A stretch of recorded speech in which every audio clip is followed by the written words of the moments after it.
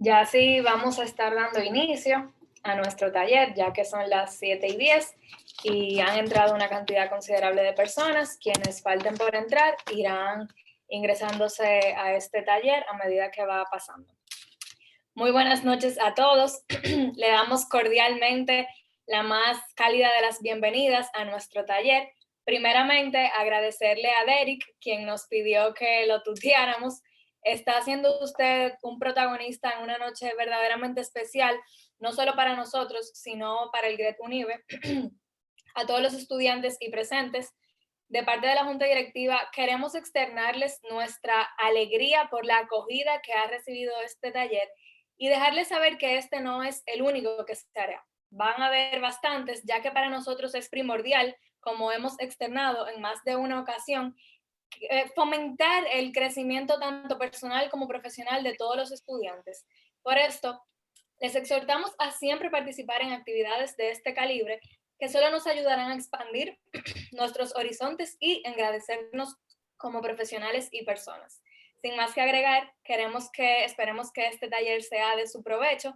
Cualquier pregunta que tengan, siéntanse en la confianza de hacerla levantando la mano. Este espacio es suyo, señor Derek. Primero le pasaré la mano a Luiso para que haga una pequeña presentación de usted y todos tengan la oportunidad de saber quién es usted y su background. Luiso, te cedo la palabra. Gracias, Daniela. Bueno, pues nada más, nada menos que reiterando las palabras que ha dicho Daniela, quisiera volver a darle las gracias a cada uno de ustedes por estar aquí hoy. Queremos que todos ustedes puedan nutrirse en este taller y puedan utilizar este aprendizaje en un futuro durante su carrera.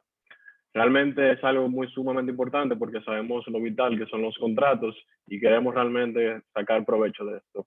Sin nada más, quiero introducir a nuestro orador, Derek Hernández, que es realmente un ex egresado de nuestra Universidad Iberoamericana de la carrera de Derecho, en la cual se graduó como licenciado en Magna Cum Laude. Igualmente posee estudios especializados en Derecho Tributario, Arbitraje Comercial Internacional, Derecho Constitucional y Derecho Administrativo. Y nada, señores, Derek, take it ahead. Buenas noches. ¿Se oye bien? Que no lo pregunté ahorita cuando estábamos preparando. Sí, nítido. Okay. Bueno, muchas gracias por la invitación, en primer lugar, por pedirme que participara y que colaborara en esto. Yo me gradué de UNIBE hace 4 años, o 5 por ahí, y nada, yo sigo muy agradecido de la universidad y cualquier cosa en la que yo pueda colaborar, cuenten conmigo. El tema de hoy, que es la redacción de los contratos, es algo que tal vez no es por lo que la mayoría entramos a la carrera de Derecho, pero que se va convirtiendo cuando uno va cursando los cuatrimestres en lo más importante que hay, porque al final el derecho privado, que es el que aspiramos a vivir todos al final, aunque sea monótono a veces, es eso, es obligaciones y es redacción de contratos. Lo más importante de ser un buen contrato, un buen abogado contractual es uno prever todas las situaciones que pueden ocurrir luego de la firma de ese contrato, porque nuestro cliente puede realmente descargar de internet un contrato genérico de esos tipos formularios, completar los datos de la parte y completar la contraprestación y puede tener un contrato decente que regule las obligaciones, pero de ese contrato se pueden desprender muchísimos inconvenientes en la ejecución, en el cumplimiento de las obligaciones, que terminarían saliéndole más caro al cliente que haber contratado a un buen abogado en principio.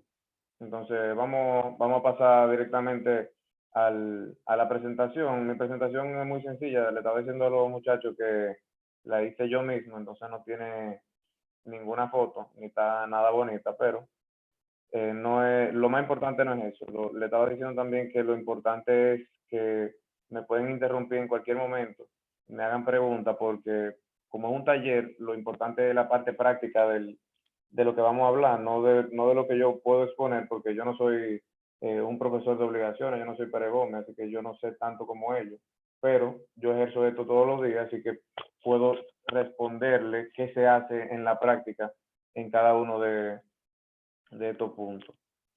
Así que por favor me interrumpen. Entonces, el tema, la forma de estos son los subtemas que vamos a tratar, y la forma de uno ver un contrato es una hoja limpia donde uno tiene que incluir contenidos mínimos. Por eso el título de contenidos mínimos, porque hay cosas que no se pueden quedar fuera de un contrato. Hay otras que sería bueno no dejar nada fuera, pero si no se incluye, el derecho común suple la mayoría de las cosas. Al final, como uno pone claro cuáles son las partes, cuál es el objeto y cuál es la contraprestación, está cubierto de lo mínimo. Pero estos contenidos mínimos que vamos a exponer son lo que hacen que un contrato sea, no vaya a ser un problema, sino que vaya a ser solución de problemas. Los objetivos más importantes de un contrato son, primero, la calificación del contrato, de qué se trata. Segundo, la identificación de la parte, la exposición del objeto y la enumeración de obligaciones, que son el pilar principal del contrato. Después vienen esas cláusulas genéricas que disponen qué pasaría con el incumplimiento, cómo se resuelve la controversia, cómo se interpretan las cláusulas.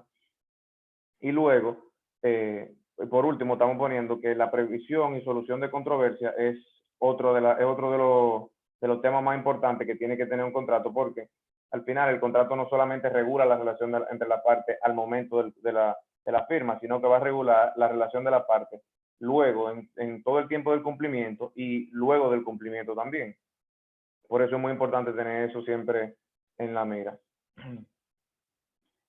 La primera parte del contrato, al uno empezar leyendo un contrato cualquiera, lo primero es que generalmente tiene un encabezado que dice contrato de compraventa, contrato de alquiler, compraventa de inmuebles.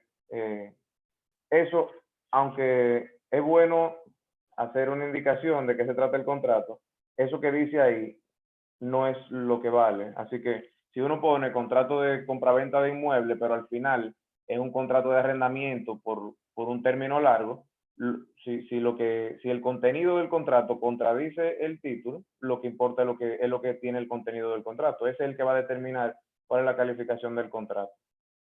Si es un contrato de compraventa, si es un contrato de alquiler o lo que sea.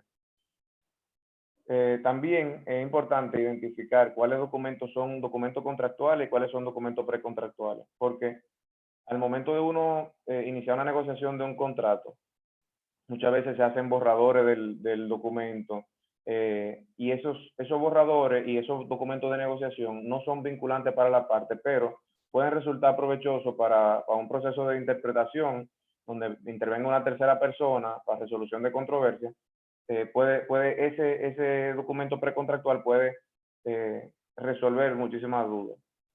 También carta de intención y otro tipo de documentos precontractuales es importante identificarlos. Y la diferencia principal entre un documento precontractual y un documento contractual es que aunque se expongan los términos o las voluntades de la parte, no hay acuerdo entre las voluntades todavía. Al momento que hay acuerdo entre las voluntades, ya ese es el documento contractual. Ahora, es importante que en los contratos se establezca, al menos, tal vez no en el contenido de las cláusulas, pero sí en parte del preámbulo, que se indique que el documento, si ya estamos frente al contrato, que se indique que ese documento contiene todas las estipulaciones relativas a esa relación contractual. Por lo que ningún otro documento previo puede contradecir ese contrato porque no tiene la validez para hacerlo. Al momento de pasar a la parte de la identificación de las partes, sean 2 o 3 partes o más, se debe indicar primero el nombre de cada una. Si son una persona física, su nombre y apellido, y si son una persona jurídica, su razón social. Alguna forma de individualizarlo, sea un número de cédula, un número de RNC, pasaporte, cualquier forma de individualizarlo, hasta un acta de nacimiento, para saber que la persona, no solamente identificada por su nombre, sino individualizada por un documento, es quien se está obligando a cumplir con sus obligaciones. Y también es importante en ese momento indicar cómo uno va a referirse a esa persona en lo adelante en el contrato.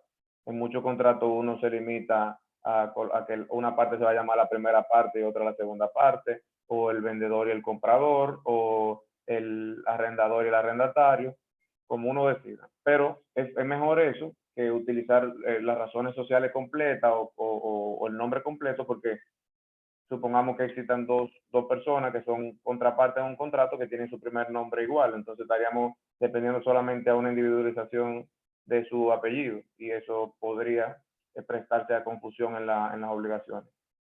Lo más importante al momento de uno redactar un contrato es en pensar que el que lo va a interpretar el momento que haya alguna controversia no va a ser ni la primera parte ni la segunda parte, no vamos a hacer lo que lo redactamos, sino que va a ser un tercero. Y uno tiene que tratar de dejar la cosa lo más clara posible a ese tercero, para que cuando él lo esté interpretando, no tenga que salirse de lo que realmente era la voluntad de las partes al momento de contratar. Derek, para Juan, que hay unas preguntas. Aquí Graciela Almúdez y pregunta, o sea, que lo precontractual nunca se firma. Lo precontractual se puede firmar, pero eso no quiere decir que haya acuerdo de voluntades. Normalmente una carta de oferta o una carta de intención lo firma una parte ofertando y la otra aceptando su recepción, pero no existe acuerdo de voluntades porque no hay obligaciones de ambas partes, no hay un compromiso de hacer algo por ambas partes. No es un contrato unilateral porque no se obliga, solo la parte que oferta no se está obligando, sino que está ofertando su voluntad. Y eso puede ser correspondido o no, pero hasta ese momento un documento precontractual no representa ningún tipo de obligación. Pero sí puede ser firmado, incluso puede ser firmado por ambas partes. Otra pregunta de Juan Patiño, que él pregunta, ¿un contrato precontractual pudiese ser una promesa de venta o se considera contractual? Una promesa de venta es un contrato, porque aunque se le llama promesa de venta, lo que realmente regula una promesa de venta es una venta futura. ¿Por qué se le tiene que llamar promesa de venta? Porque el Código Civil Dominicano dice que cuando hay acuerdo entre precio y cosa, hay venta. Pero eso implica que haya entrega de la cosa y entrega del precio. Entonces, hasta que no sean entregadas las cosas que son prestaciones o las obligaciones de la parte, entonces no se ha perfeccionado el contrato definitivo.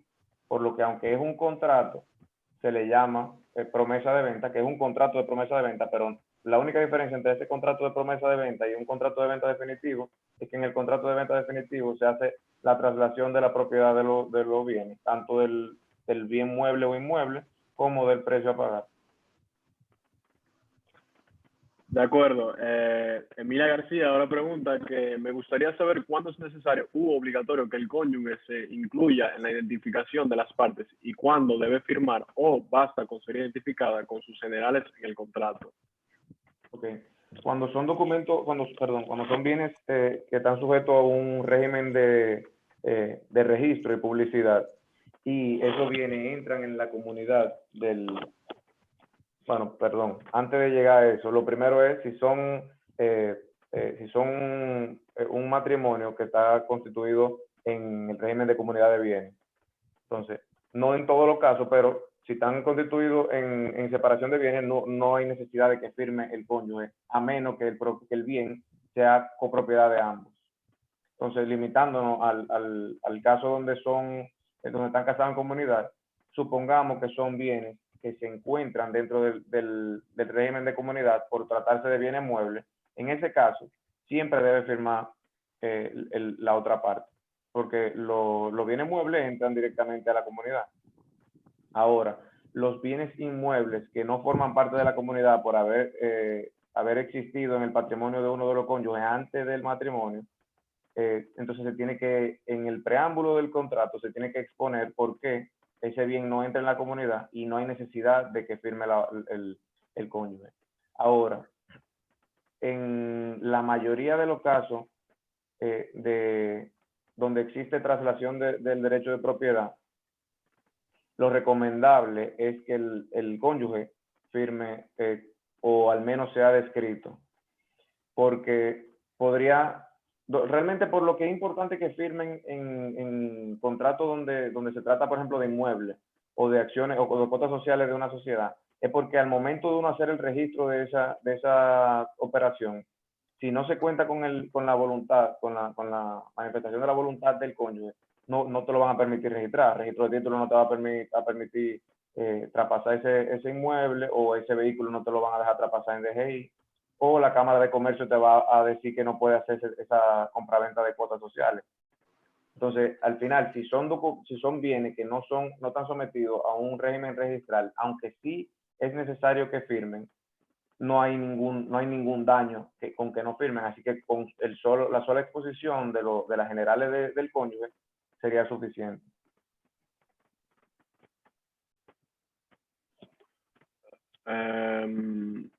Si no hay otra pregunta, pues puede continuar, Derek. Esa última. Si la persona que la hizo no quedó conforme con la respuesta, que lo diga. Yo realmente... Sí, Emilia, ¿quedaste conforme o tienes Sí, otra duda? gracias. Lo que pasa es que surgió por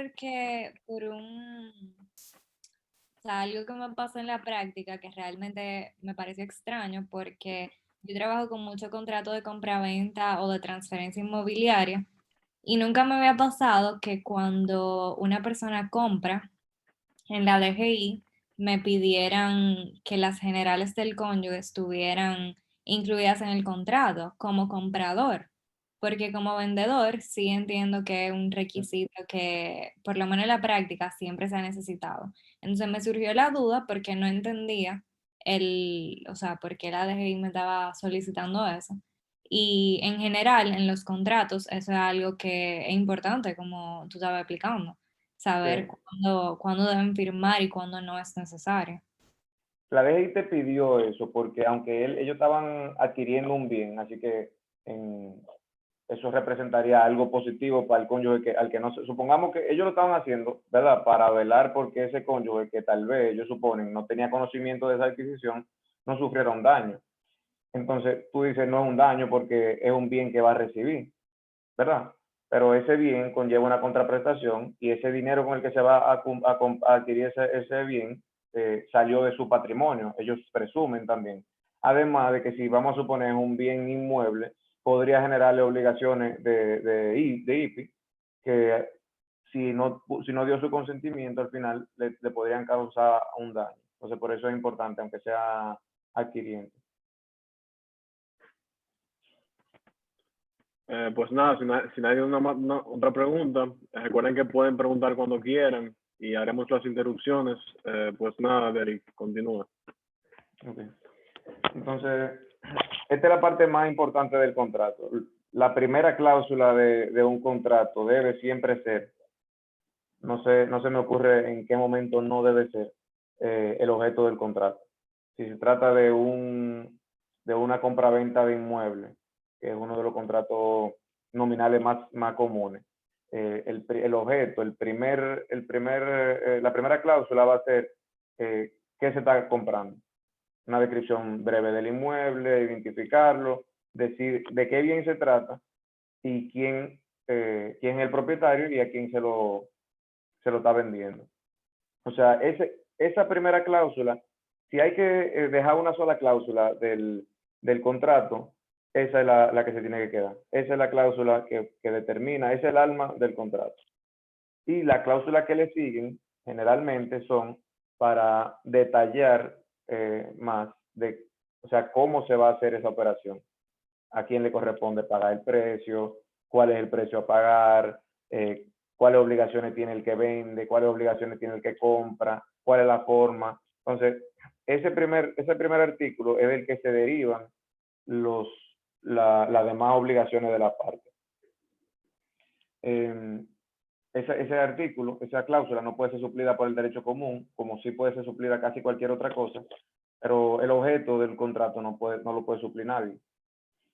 En la siguiente cláusula es donde se van a exponer las demás obligaciones de la parte, y van a estar bañadas de conceptos jurídicos, donde se tiene que exponer alguna definición de una palabra que se está utilizando, conceptos económicos, o sea, cuál es el precio a pagar y en qué modalidad se va a hacer, si se va a pagar en efectivo, en cheque, si se acuerdan plazos para el pago, si hay cualquier otro valor que pueda incidir en el precio de la venta, perdón, de la venta o de cualquier operación, y conceptos técnicos.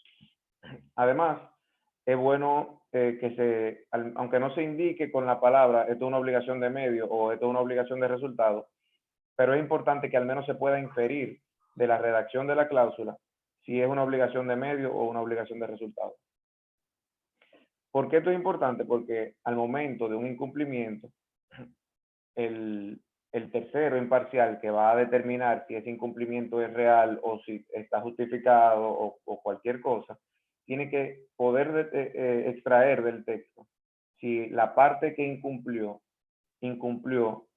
una obligación de medio o una obligación de resultado. Si es una obligación de medios, la única obligación que tenía esa parte era de ejercer sus mejores esfuerzos. Y si es una obligación de resultado, tenía que o entregar una cosa o hacer algo que materialmente se tenía que concretizar. Claro, es importante que en cada una de las cláusulas de obligaciones se indique a quién le corresponde esa obligación, porque no vale solamente con que se diga el precio de venta es $1.000.000 de pesos, si no se dice a quién le corresponde pagar ese precio de venta, en qué modalidad tiene que hacerlo y en qué fecha o plazo tiene que hacerlo. Asimismo, también, como contraparte de las obligaciones, no es solo malo, sino que cada obligación de una parte genera un derecho en la otra. Entonces, también, igual que como se exponen las obligaciones, también se exponen los derechos. La forma en la que a mí personalmente me gusta redactar los contratos es, primero, objeto, segundo artículo, obligaciones del que vende o del que entrega la cosa o del que arrienda. Esa es mi forma. Yo, si son pocas obligaciones, la concentro y la condenso en un solo artículo.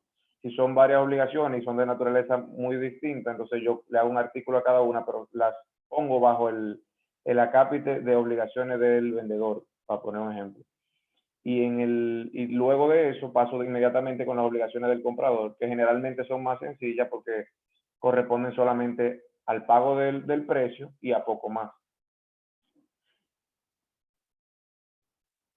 Okay. Esto, yo no sabía qué título poner. Perdón. Hay una preguntita de Tiffany Pérez que pregunta, ¿podrías dar ejemplo de obligaciones de medios y resultados? Sí. La obligación de medios generalmente son, por ejemplo, una obligación de un servicio, generalmente es una obligación de medio. La obligación que tenemos nosotros los abogados con nuestro cliente es una obligación de medio porque no nos comprometemos a ganar un caso o a lograr una venta o a resolver una situación o a hacer una investigación, sino que nos comprometemos a hacer todo lo que esté a nuestro alcance para lograr ese resultado, que puede bien obtenerse o no, porque se entiende que no está todo en manos del que presta el servicio. Por ejemplo, las obligaciones del médico con su paciente, salvo muy pequeñas excepciones, son obligaciones de medios, porque el médico no se compromete o a salvarle la vida o a un resultado en concreto, sino que se compromete a hacer lo que aprendió a hacer para que se logre ese resultado. Ahora, la obligación de resultados generalmente son obligaciones que conllevan la entrega de una cosa o hacer algo en concreto. En particular, la obligación de resultado por excelencia es la venta de algo, como se ve en la venta de un bien. Si yo me comprometo a venderte un celular, mi obligación de resultado es entregarte el celular. Yo no puedo decirte que me lo robaron, que el celular se rompió, que el celular no me llegó. Eso no me excusa para yo incumplir esa obligación, porque el resultado por el que tú me estás pagando un precio es la entrega de esa cosa.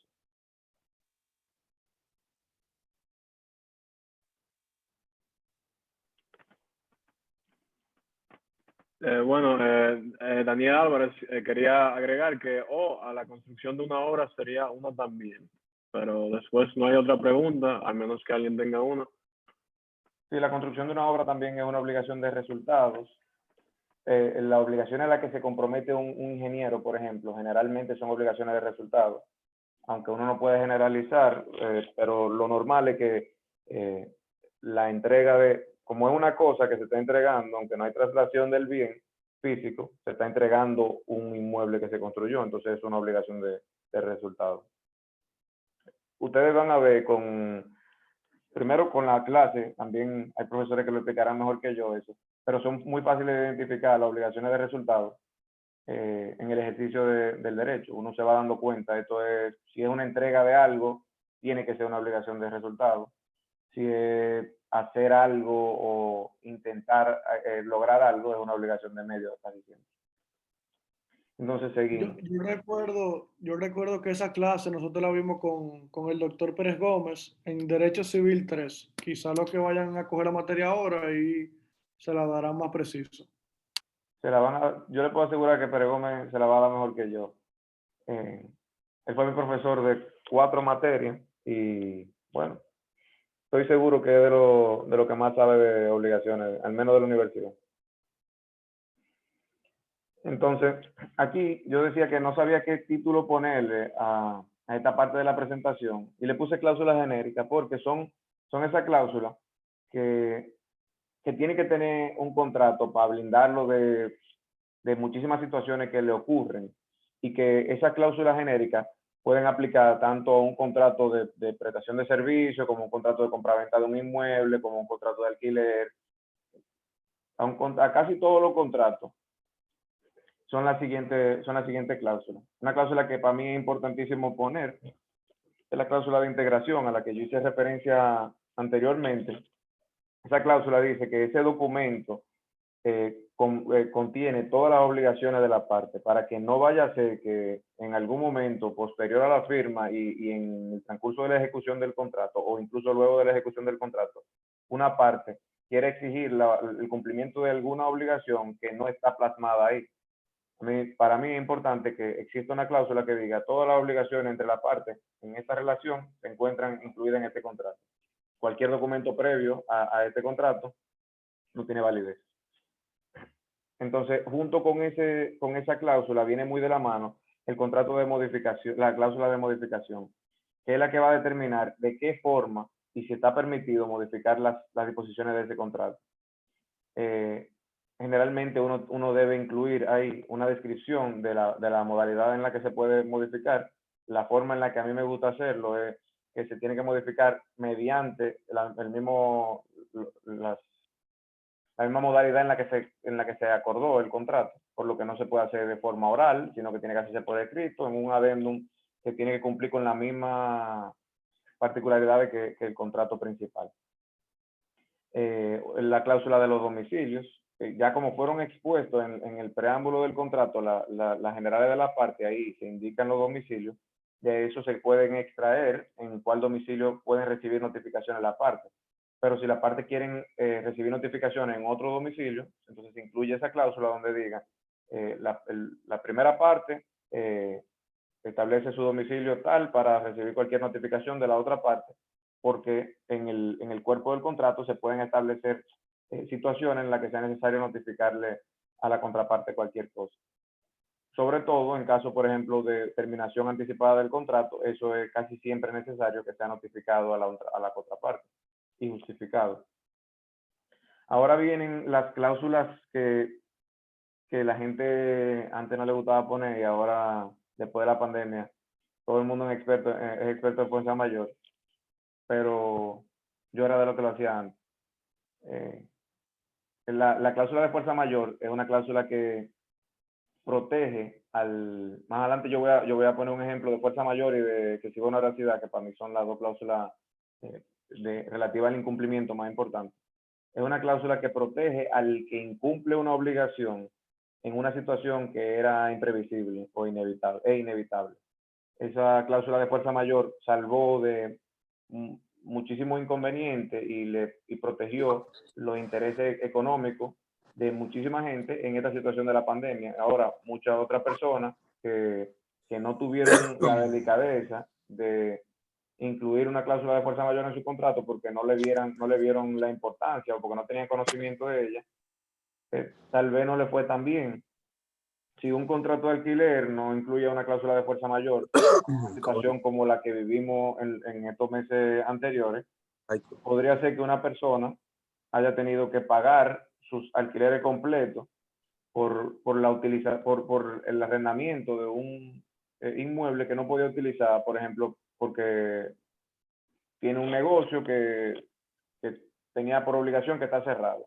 Entonces tú tenías que pagar tu alquiler porque tú no incluiste una cláusula de fuerza mayor. Y aunque el Código Civil suple en la materia de fuerza mayor, la forma de hacerla oponible, la fuerza mayor, cuando no se encuentra establecida en el contrato, es mucho más difícil. Entonces es mejor uno cubrirse de ese tipo de situaciones, aunque uno piense que es casi imposible que pasen, porque aunque yo la ponía desde antes, yo no la ponía pensando que iba a venir una pandemia o una situación de este tipo, sino pensando en que venga un huracán y que se destruya un bien, y son cosas que pueden pasar con mucha más probabilidad. Otra cláusula importante es la cláusula de hardship o excesiva onerosidad, que es la cláusula, esta no la suple el Código Civil. La cláusula de hardship es del common law y la hemos traído al derecho romano germánico, convirtiéndola en esa cláusula de excesiva onerosidad, la que convierte en el cumplimiento de una obligación en algo que hace que se destruya el balance que busca el contrato. El balance contractual es el que dispone, el que regula que una parte entregue a la otra parte una cosa por la contraprestación de un precio justo. Si se pierde ese balance porque las condiciones externas variaron sustancialmente y se convierte en un contrato o en una obligación excesivamente onerosa, entonces existen este tipo de cláusulas para restablecer o restaurar ese balance que originalmente la parte querían tener en su contrato. Por ejemplo, en la misma situación de la pandemia, supongamos que había un contrato para vender mascarillas, vamos a poner, y era un contrato que se había creado en el año 2019, se había suscrito ese contrato de compraventa de mascarillas por un precio. Al momento en que las mascarillas escasearon y muchísima gente especuló con eso e infló los precios, esa persona que estaba obligada a la entrega de la mascarilla, vamos a suponer que eran 500 mascarillas mensuales por 1,000 pesos. Cuando se infló ese precio por determinación del mercado, por especulación o por cualquier razón, que el precio de la mascarilla se infló, la persona que estaba obligada a la entrega de la cosa perdería dinero vendiendo la mascarilla al precio que estaba acordado. Entonces, para restablecer el balance contractual, se tiene que hacer una renegociación que tiene que estar preestablecida en esa cláusula de excesiva onerosidad. Las siguientes 3 cláusulas son cláusulas que para mí son importantísimas, sobre todo al momento de contratación internacional, y con la globalización, casi todos los contratos tienen al menos un elemento internacional. Con la sola participación de una persona que no sea del mismo país o de una sociedad que tenga un establecimiento permanente en otro país, puede prestarse a conflictos de internacionalidad. Entonces es muy importante identificar cuál es la ley aplicable y cuál es el tribunal o la jurisdicción competente. ¿Por qué? Porque si hay algún elemento de internacionalidad que pueda convertir ese contrato en uno de índole internacional, va a haber el problema de cuál es el tribunal o la jurisdicción a la que la vamos a llevar y cuál es la ley que le vamos a aplicar, porque podría ser perfectamente competente un tribunal dominicano de la aplicación de la resolución de un conflicto contractual y que la ley que sea aplicable sea una ley de otro país, si la parte así lo decide. Y también ahí es importante contemplar que en la jurisdicción competente no es solamente cuál tribunal de cuál país, sino que podría delegarse la competencia a un foro arbitral, por lo que esa cláusula de jurisdicción podría convertirse en una cláusula compromisoria o en una cláusula arbitral. así como, y una de las más importantes, es la cláusula de terminación. Esa cláusula de terminación es la que va a indicar cuáles son las razones que pueden llevar a la terminación del contrato, si esa terminación puede ser invocada unilateralmente o si tiene que ser acordada por ambas partes, y cuáles son las consecuencias de esa terminación. ¿Hay alguna pregunta? Sí, el señor Bill Perdomo tiene una pregunta, es un poco larga, así que si se corta para que me digan si la repito. Él dice, ahora que mencionas la fuerza mayor y el hardship como causa de variación en los términos del contrato, suele haber debate en cuanto a la figura de la indexación en materia civil, pues el artículo 1895 del Código Civil establece que la obligación que resulta de un préstamo en dinero nunca es sino de la suma numérica expresada en el contrato. En ese mismo sentido, ¿qué opción tiene el acreedor a los fines de proteger el valor de su crédito frente a la variación de la moneda? Bueno, los doctrinarios dicen que ese nunca no es un nunca realmente. Hay muchísimo debate ahí porque, aunque el Código Civil parezca ser claro en que no se puede variar el precio de un establecido en un contrato, aunque varíen las condiciones, también el Código Civil le permite a la parte, tienen la facultad de poner en el contrato cualquier cosa, así que pueden las partes acordar que en caso de que haya un hecho o un evento que varíe sustancialmente las condiciones precontractuales, se podría llegar a un acuerdo de una variación de las condiciones de las obligaciones. Ahora, lo que dice ese artículo, en el que yo creo que todo el mundo está de acuerdo, es que si no existe una cláusula de hardship o excesiva onerosidad, no se pueden variar, no se puede variar de pleno derecho las condiciones del contrato porque simplemente variaron las condiciones precontractuales. Eso, hay otras jurisdicciones donde eso se puede, hay otras legislaciones que protegen ese tipo de situaciones, pero el Código Civil Dominicano no permite que se varíen las condiciones del contrato sin que exista una cláusula que cree esa posibilidad. Por eso esa cláusula es incluso más importante de establecer que la misma cláusula de fuerza mayor. Para continuar con otra pregunta, el señor Daniel Álvarez pregunta, en caso de que se quiera desacreditar el contrato para escapar de todas sus obligaciones, por el hecho de que una de ellas sea ilegal o irregular, ¿existe una cláusula genérica que anula esa obligación específica sin la necesidad de desestimar todo el contrato? Claro, esa es la cláusula de individualidad de las cláusulas, valga la redundancia, y es una cláusula que se pone generalmente en contratos donde el cumplimiento de las obligaciones se prolonga en el tiempo, donde no se trata de una obligación instantánea, sino supongamos un contrato de alquiler o de arrendamiento. Generalmente se puede incluir en cualquier tipo de contrato, pero se ve más frecuentemente en contratos que se prolongan en el tiempo porque uno podría, para tratarse de escapar de las obligaciones a las que uno se comprometió, tratar de invocar la nulidad de una cláusula para que esa nulidad de esa cláusula arrastre la nulidad del contrato por completo. Pero una cláusula que establezca que todas son individuales y lo que indica el cuerpo de esa cláusula es que la nulidad de una cláusula no acarrea la nulidad del contrato completo, protegería el contrato, lo blindaría de este tipo de situaciones. Ahora bien, si la cláusula anulable o nula de la que hablamos versa sobre una obligación fundamental del contrato, sí acarrearía la nulidad completa, aunque exista una cláusula de individualidad. Porque si supongamos que se trata de la nulidad de la primera cláusula en mi contrato, que es la del objeto, si es nulo el objeto, no hay contrato. Si es nulo la cláusula de la obligación, de una obligación fundamental del comprador, no puede haber contrato, porque no podemos anular un pilar del contrato sin que se nos caiga el edificio. Sí, otra pregunta, Lincoln pregunta, ¿qué es sucesiva? ¿En qué contexto?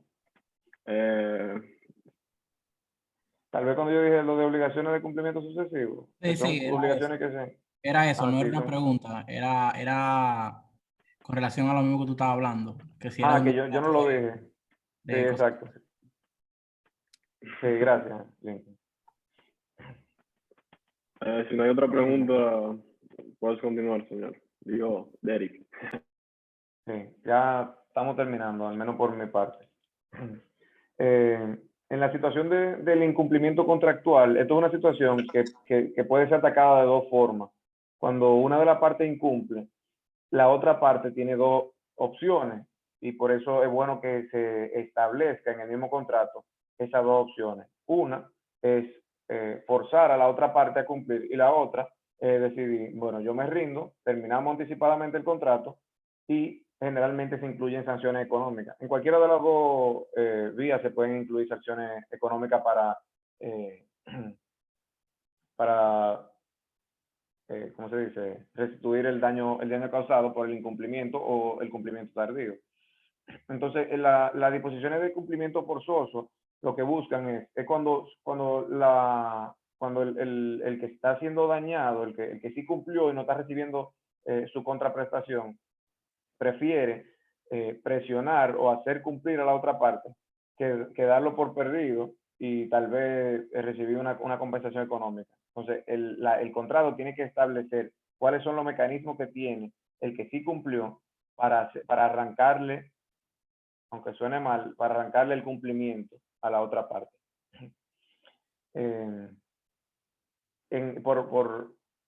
Como segunda vía, o a veces la primera vía, existe la opción de terminación anticipada del contrato, que es cuando supongamos, uno es el vendedor de la cosa y uno pone a disposición del comprador la cosa, pero el comprador no cumple con su parte, que es el pago del precio. Ahí tal vez lo más conveniente es la terminación anticipada, y como uno puso a disposición del comprador la cosa, pero nunca hubo traslación del derecho de propiedad, es muy sencillo. Yo me quedo con mi cosa y tú, como no cumpliste con tu obligación, el contrato estipuló que si tú no cumplías con tu obligación, tú tienes que pagar una penalidad de tantos miles o millones de pesos.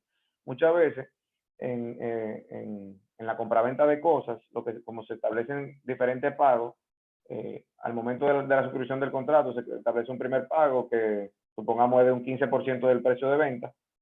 Si luego el comprador se decide no cumplir o no completar el pago, lo que se dispone es yo me quedo con la cosa y también me quedo con el 15% que tú me pagaste como penalidad.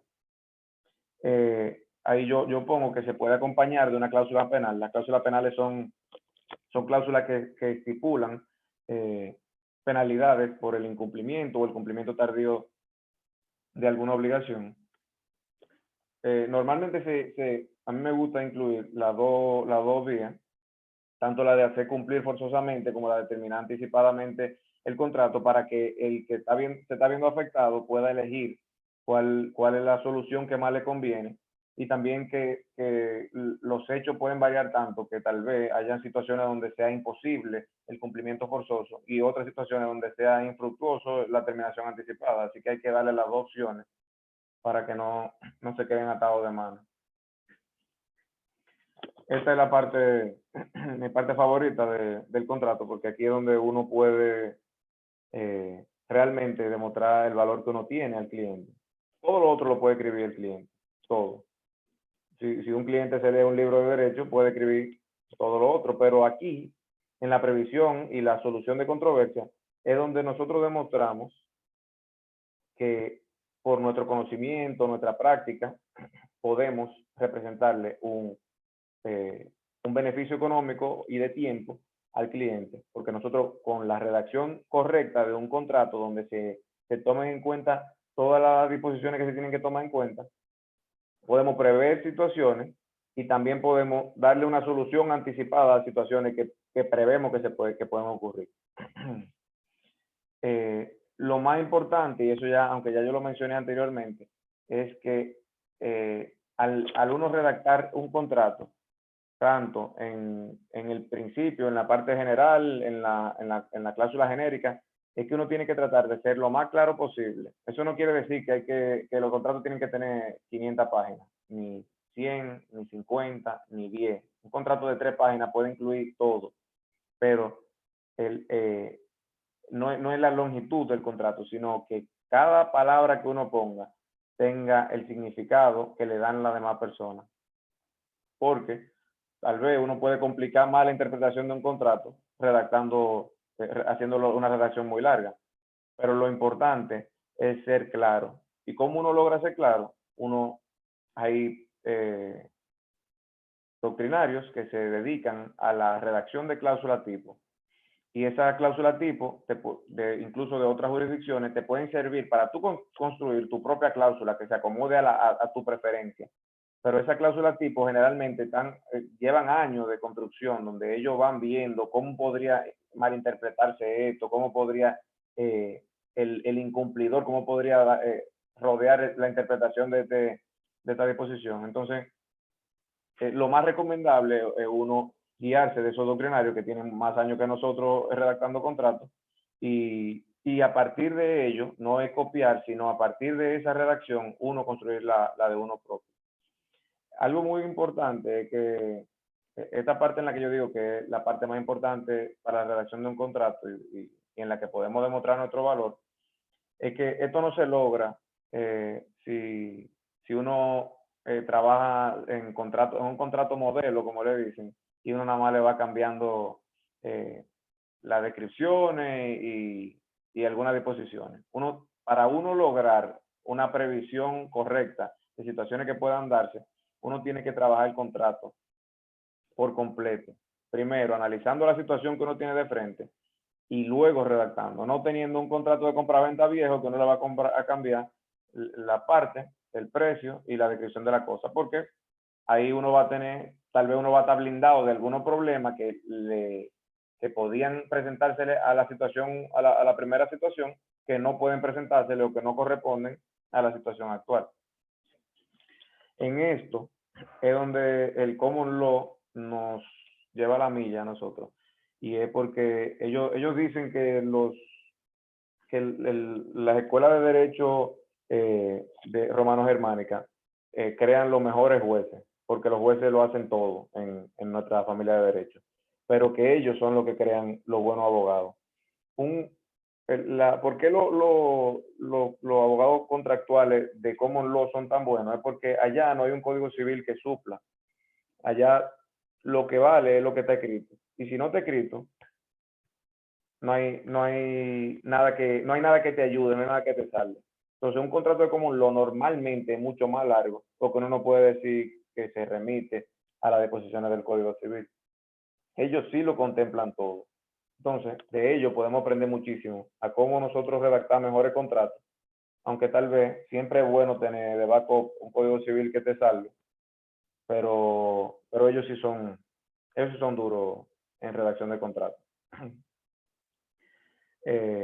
Ya lo demás yo lo había dicho. ¿Hay alguna pregunta?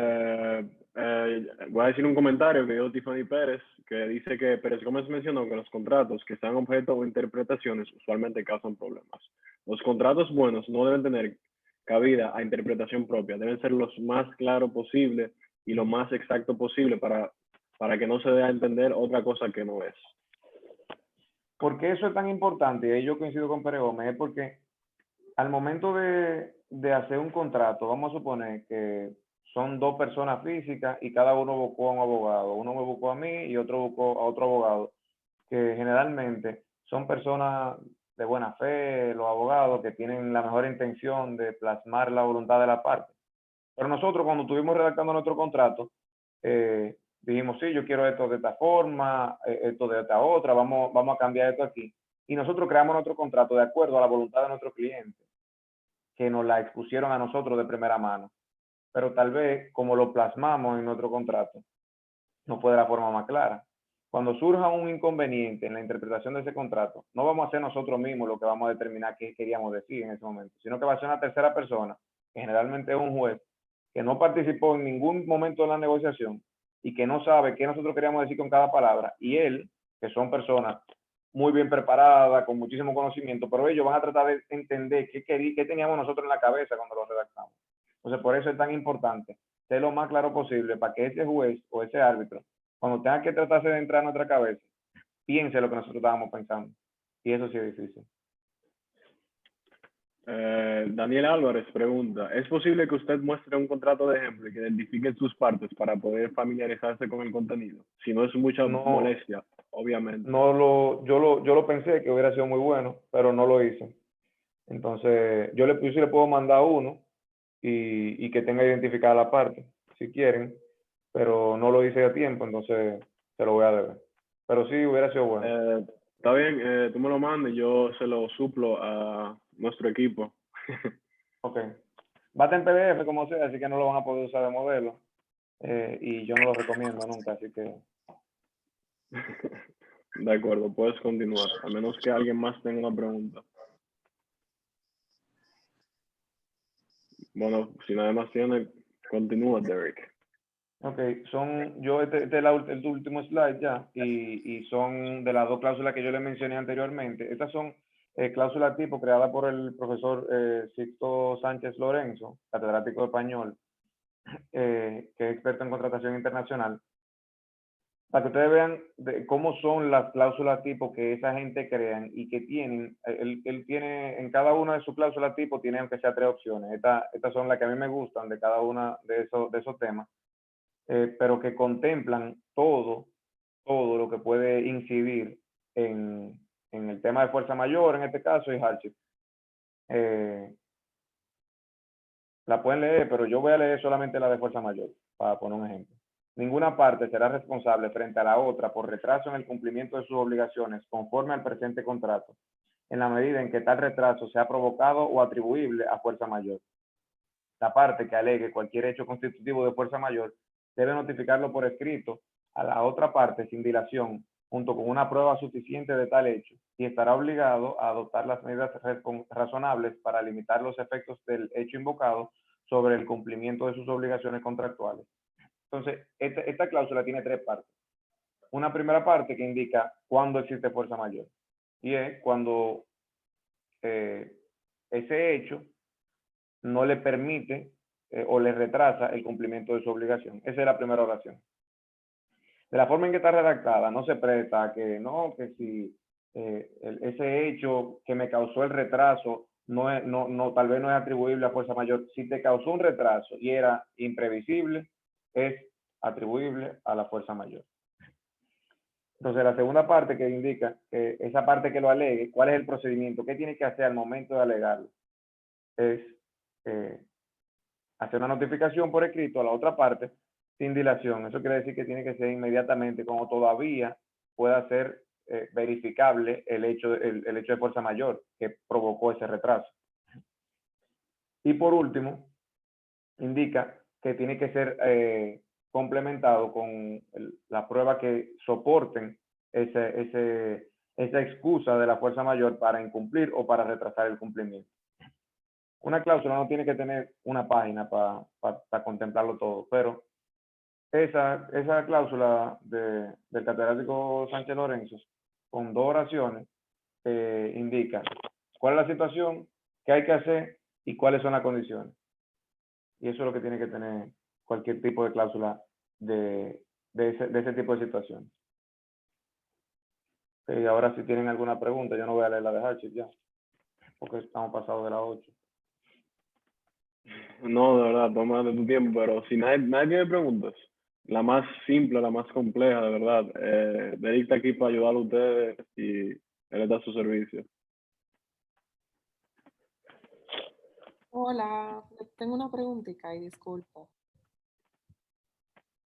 Sí, adelante. Una pregunta, ok. Si un contrato o una promesa de compra-venta no tiene una cláusula de fuerza mayor y la otra parte la está haciendo imposible para poder, vamos a suponer, yo tengo un contrato de compra-venta de una casa y que en varios plazos se habían determinado las fechas de pago, ¿verdad? Entonces, vamos a suponer, ahí mismo para la segunda cuota de pago, me cayó la pandemia. Y obviamente uno no va, y me imagino que hay muchas personas conservadoras que tal vez no quisieran hacer ese pago tan grande, que usualmente en algunos casos son millones o algo así. Entonces, en ese caso, si no hay una cláusula de fuerza mayor que antes no se estilaba, y la otra parte está un poco difícil. ¿Qué usted recomienda hacer?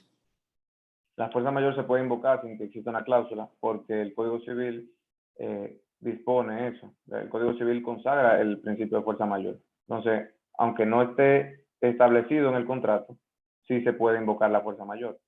Por lo que yo prefiero ponerlo en mi contrato, porque la forma en la que yo redacte esa cláusula se va a adaptar a los hechos precontractuales de mi contrato. Pero el caso de la fuerza mayor sí se puede invocar aunque no esté en el contrato. El que no se puede es el de excesiva onerosidad, por ejemplo. Si uno no dispone que se va a renegociar, uno no puede obligar a la otra parte a renegociar porque cambiaron las condiciones precontractuales. Si cambiaron las condiciones precontractuales y la otra parte, porque no tiene corazón, no quiere renegociar contigo, te jodes. Gracias. De nada. Lincoln dice en el chat que la fuerza mayor en principio es una suspensión de la ejecución de la obligación. Si se fija en la cláusula, no elimina definitivamente la obligación de ejecutarlo. Estamos de acuerdo, no elimina la obligación de ejecutarlo, pero sirve como excusa para el incumplimiento. Yo no lo veo como una suspensión de la ejecución de la obligación, sino que yo no la pude cumplir y yo no puedo ser sancionado por ese incumplimiento, porque yo estaba excusado por fuerza mayor. Así que si esa obligación, por esas condiciones de fuerza mayor, yo no la puedo cumplir más nunca, se elimina la obligación, o sea, deja de existir, porque la fuerza mayor fue la que la eliminó. Exactamente. ¿Tiene un límite de tiempo el que la invocación o la existencia de ese hecho como fuerza mayor? Su existencia. Bueno, no hay un límite de tiempo, aunque obviamente están los plazos de prescripción del derecho, que obviamente uno no puede invocar luego de esos plazos, pero si no existe una cláusula que indique en qué tiempo uno tiene que invocar o hasta qué tiempo es válida la excusa, lo que yo oí al profesor Rafael Dixon Morales el otro día hablando de eso, y él decía que lo mejor es hacerlo inmediatamente, cuando todavía es fehaciente el hecho que constituye la fuerza mayor, que excusa el incumplimiento. Pero si uno no lo puede hacer en ese tiempo, todavía la jurisprudencia no ha dicho hasta cuándo lo va a aceptar. Lo que yo recomiendo es que usemos la lógica. Yo no tengo un tiempo que uno puede establecer, pero supongamos que la fuerza mayor fue, no como en este caso, que se ha prolongado tanto en el tiempo, pero supongamos que es un terremoto que provocó la destrucción de algo, no la cosa que estamos vendiendo, sino de algo que impedía, vamos a suponer un puente, impedía que yo cruzara a abastecerme para yo producir la siembra de yuca que yo me comprometí a vender. Entonces, claro, al momento de ese terremoto, yo estoy excusado. Y después de ese terremoto, seguimos sin tener puente. Entonces, ¿hasta cuándo yo puedo seguirme excusando? Hasta el tiempo prudente, que no es un número, y que es la palabra que menos nos gusta a los abogados, o que más le gusta a los abogados irresponsables, un tiempo prudente para uno buscar otra vía para cumplir la obligación. Porque que exista una excusa no quiere decir que uno no esté excusado, o sea, que uno no tiene que hacer nada para cumplirlo. Uno tiene que seguir ejerciendo todas las funciones, todo lo que uno puede, todo lo que está a su alcance para cumplirlo. Lo que pasa es que en el caso de la pandemia no hay nada al alcance, no hay nada que se pueda hacer. Y por eso esa excusa muchas veces se convierte en un permiso de incumplimiento. Porque no es algo de que se rompió un puente, es que están rotos todos los puentes. Tuvieron rotos todos los puentes al momento que estábamos en confinamiento para el cumplimiento de alguna obligación. La cláusula de hardship evita que las partes demanden antes de tratar de renegociar. Si uno estipula en la cláusula de hardship, lo normal que uno debe estipular es que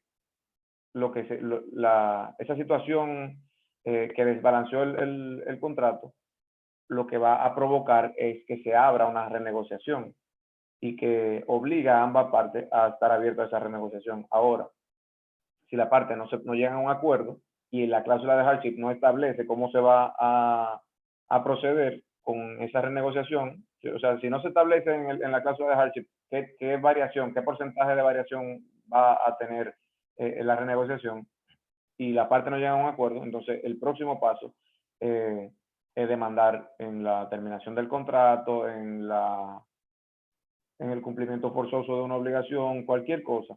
Pero la cláusula de hardship, generalmente, una cláusula correctamente redactada, lo que invita es a una renegociación como primera opción.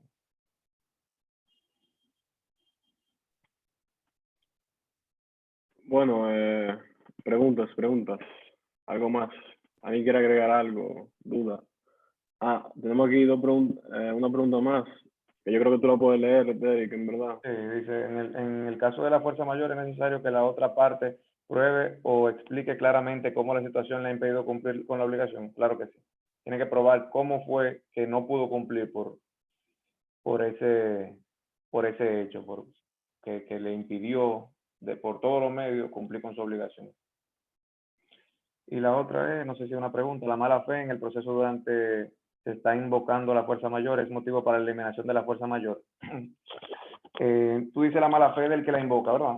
Yo entiendo que sí, claro, que si esa mala fe lo que quiere decir es que él no ejerció, no buscó el cumplimiento por todos los medios, sino que se agarró de esa excusa de la fuerza mayor que realmente no le impedía el cumplimiento de su obligación, o que tal vez se lo impedía, pero que él tenía otras opciones para cumplir, y se aferró a ella para no cumplir. Claro que se compromete su responsabilidad civil, igual que como si hubiera incumplido sin que existiera una excusa de por medio. En caso de que ambas partes estén de acuerdo, ¿se pueden hacer una adenda al contrato para agregar la cláusula de hardship? Claro que sí. Sí, y si el contrato lo permite, porque uno puede hacer un contrato que diga que no puede ser modificado por ningún medio. Aunque para mí tal vez eso sea Bueno, violatorio de los derechos de la parte, pero no podría, por ejemplo, hacer una rescisión del contrato antes de tiempo, para buscarle la vuelta, porque tal vez si no se puso eso, si se puso eso, que no se puede no, modificar. pero es que se puede incluir. O sea, en ningún contrato mío yo pongo que no se puede hacer un adendum al contrato. Entonces, en ese adendum se puede incluir una cláusula de hardship. Eso es algo que se ha hecho mucho en estos meses.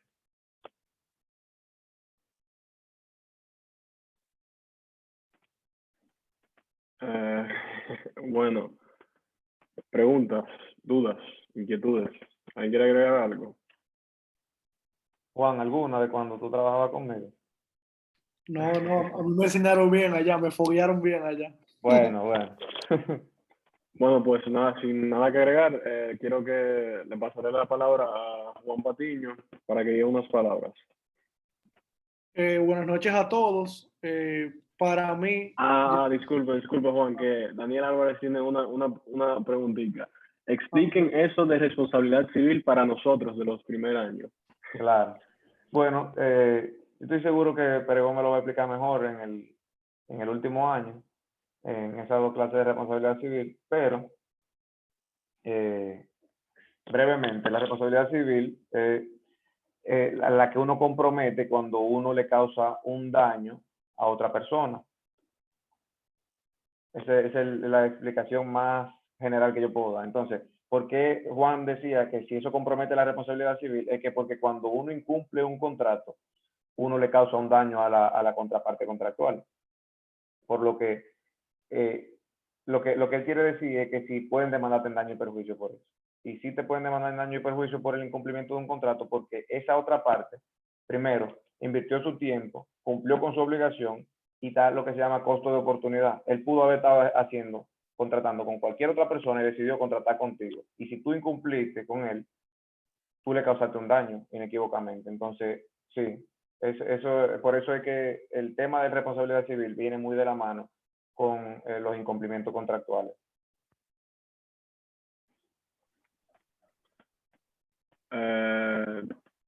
Daniel, ¿tienes alguna otra pregunta o inquietud sobre eso? Pues nada, Juan, disculpa y sigue con tu palabra. no, tranquilo, al revés, al revés. Eso mismo es lo que iba a mencionar, que realmente este taller fue de de provecho para nosotros y para mí personalmente, estudiante de término, aprendí bastante de la práctica.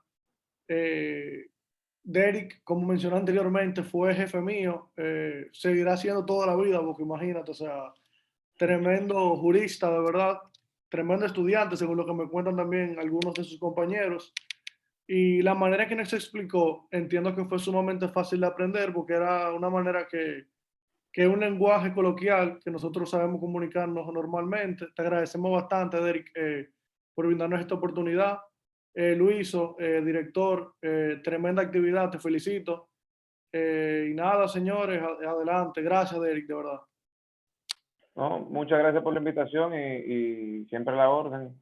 Busquen más gente también, porque hay mucha gente buena, exalumnos y profesores también que pueden, de otra forma, porque no es igual que una clase, si lo hacen a modo de taller, tal vez no lo hagan con la coloquialidad que yo lo hice, pero sí pueden darle un enfoque distinto al de una clase. Pero me parece una buena iniciativa y cuenten conmigo para cualquier cosa. Muchísimas gracias, Derek. Y para concluir, quiero decir que espero que cada uno de ustedes pueda sacarle provecho al taller y que los pueda ayudar en un futuro cercano. De igual forma, agradecer a Derek nuevamente porque aparte de ser un ex egresado, es una persona sumamente amable que tomó de su tiempo para poder llevar a cabo esta actividad. Igual siempre, gracias a todos ustedes que están aquí. Sabemos que todos tenemos un horario apretado y realmente me llena de mucha felicidad saber la cantidad de personas que están aquí. Gracias nuevamente y pasen buenas noches.